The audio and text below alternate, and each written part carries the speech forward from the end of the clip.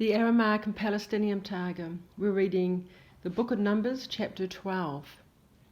And Miriam and Aaron spake against Moche's words that were not becoming, with respect to the Cushite, whom the Cushai had caused Moche to take, when he had fled from Pharaoh, but whom he had sent away, because they had given him the queen of Cush, and he had sent her away.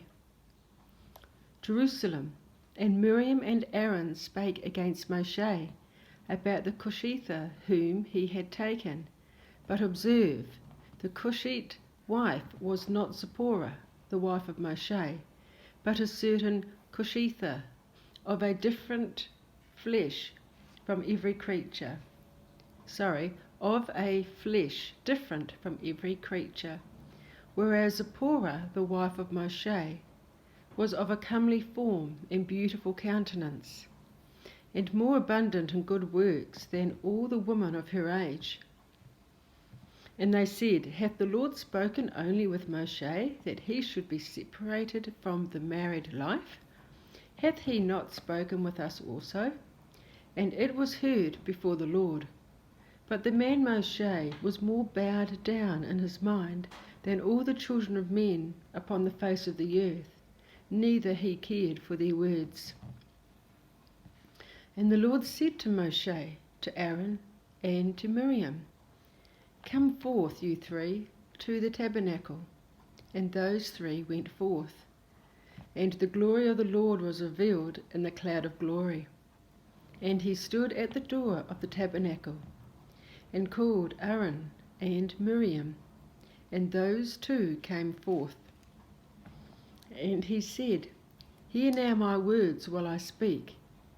Have any of the prophets who have arisen from the days of old spoken with Moche hath been? To those prophets the word of the Lord hath been revealed in apparition, speaking with them in a dream. Not so is the way with Moche my servant. In all the house of Israel, my people, he is faithful. Jerusalem. Not so is my servant Moche among all the company of the prophets, the chief of the chiefs of my court. He is faithful. Speaker with speaker have I spoken with him, who hath separated himself from the married life, but in vision and not with mystery revealed I myself to him at the bush, and he beheld the likeness of my Shekinah. And why have you not feared to speak such words of my servant Moche? And the glory of the Lord's Shekinah ascended and went. And the glorious cloud of the Lord's Shekinah went up from above the tabernacle, and, behold, Miriam was seized with the leprosy. And Aaron looked upon Miriam, and, behold, she was smitten with leprosy. And Aaron said to Moche, I beseech of thee, my Lord, not to lay upon us the sin we have foolishly committed, and by which we have transgressed. I entreat thee that Miriam, our sister, may not be defiled with leprosy in the tent, as the dead, for it is with her as with the infant, which, having well fulfilled the time of the womb, perishes at the birth.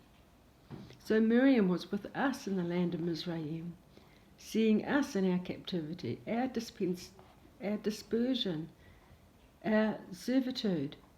But now, when the time hath come for our going forth to possess the land of Israel, behold, she is kept back from us. I entreat thee, my Lord, to pray for her, that her righteousness may not come to naught among the congregation. Jerusalem. That we have sinned, let not Miriam our sister be a leper, polluted in the tent as one dead. For it is with her as with the infant who hath passed 9 months in its mother's womb, in water and in heat, without injury, but which after all perishes at the birth. So was Miriam our sister carried away with us into the desert, and with us in our trouble. But now the time hath come that we may enter into the land of Israel. Why should she be kept from us? Pray now for the dead body, that it may live, and that her righteousness may not fail.